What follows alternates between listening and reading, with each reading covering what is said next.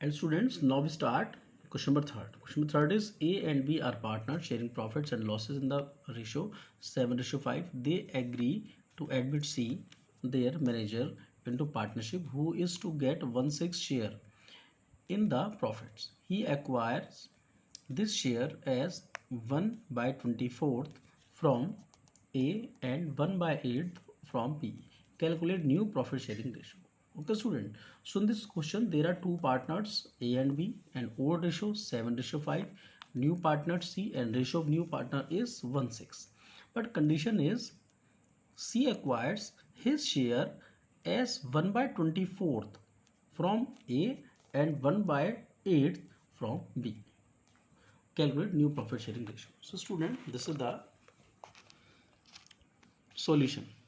So question number third, given in information odd partners A and B, odd ratio 7:5, it means 7 by 12 and 5 by 12. New partner C, and ratio of new partner is 1/6, but 1/6 share he will take 1 by 24 from A and 1 by 8 from B. Find the new ratio. So student, firstly listen carefully, it is very important point. इस तरह के question में आप लोगों को दो situation दी जाएंगी, एक आपको सिचुएशन दी जाएगी फ्रॉम की, एक आपको दी जाएगी ऑफ की condition.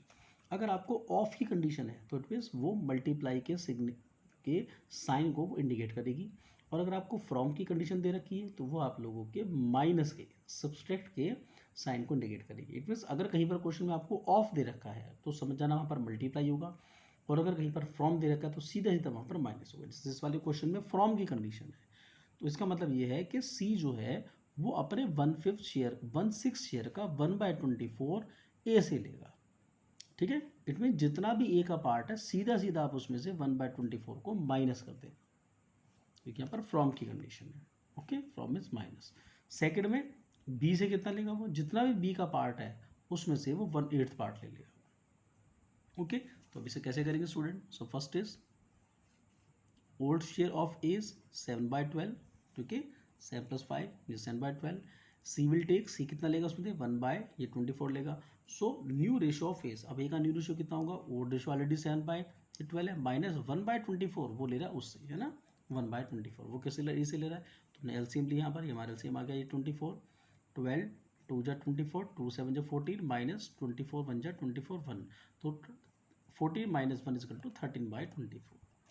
Okay students, it means अब जो न्यू रेशियो है वो ए का है आपका 13 by 24, and old ratio 20, B का रेशियो कितना हमारा ये 5 by 12।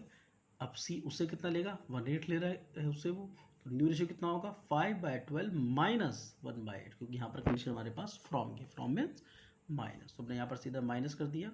So 5 by 12 minus 1 by 8, LCM आपका आ गया 24, 12 2 जा 24, 2 5 जा 10, ओके, एंड 8 3 जा 24, 3 1 जा 3, तो 10 minus 3 equal to 7 by 24। Okay students, clear. अब इसके बाद में हम देखेंगे सी का न्यू रेशियो। सी का न्यू रेशियो एक्चुअल में 1/6 रेशियो है भाई, जो कंप्लीट रेशियो तो उसका 1/6 है ना। ओके, 1/6 शेयर है। अब हम देखें यहाँ पर, देखिए यहाँ भी हमारा ए का जो न्यू रेशियो था हमारा 13 by 24 आ गया, बी का न्यू रेशियो हमारा 7 by 24 आ गया। तो सी के रेशियो को ऐसा क्या किया जाए कि इसका रेशियो भी नीचे जो टी पार्ट है डी, इसमें वो 24 आ जाए। इट मीन 6 4 जा 24। ओके, सो इट मीन्स 4 से मल्टीप्लाई हम नीचे करेंगे, 4 से मल्टीप्लाई आप ऊपर करेंगे, मतलब एन और डी में आप 4 से मल्टीप्लाई कर देंगे, 4 यहाँ 4 यहाँ पर, तो 1 4 जा 4 एंड 6 4 जा 24। ओके स्टूडेंट, इस तरीके से न्यू रेशियो निकल के आ गया। सो new ratio is 13, okay, 7 and 4, ऐसे न्यू रेशियोज 1/6 इंटू 4/4, 4/24, सो 13 7 और 6, sorry 13 7 or 4। okay student, so this is the new ratio of this topic। so student, and now you solve all the question of this topic, and if you have any doubt and query, so you can call me or WhatsApp me। okay student, so enough for today, thank you।